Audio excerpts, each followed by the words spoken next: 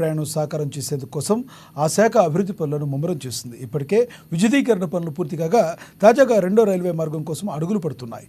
మహారాష్ట్రలోని జంక్షన్ ప్రాంతమైన ముద్ఖేడ్ నుంచి ఆదిలాబాద్ మీదుగా మహారాష్ట్రలోని పిప్పలకుట్టి వరకు మొత్తం 183 కిలోమీటర్ల మేర సర్వే మొదలు పెట్టడంతో ప్రజలు హర్షం వ్యక్తం చేస్తున్నారు.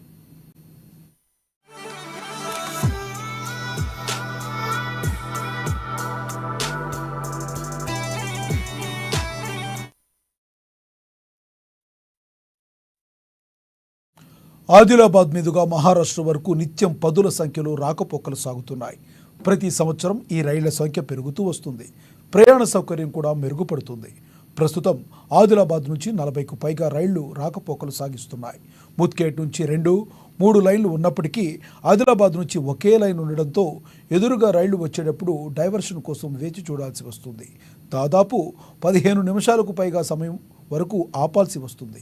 దీంతో గమ్యం చేరుకోవడానికి ఆలస్యమవుతుంది. గంటల తరబడి అక్కడే ఉండాల్సి రావడంతో ఓపిక నశించి ప్రయాణికులకు కష్టాలు తప్పడం లేదు. ప్రస్తుత తరుణంలో కొత్త రైళ్ల పొడిగింపులు పెరగడంతో రైల్వే ఉన్నతాధికారులు ఆ మార్గంపై దృష్టి కేంద్రీకరించినట్టుగా తెలుస్తుంది. ఇటీవలనే ఈ లైన్ కోసం ఏరియల్ వ్యూ సర్వే సైతం చేపట్టారు.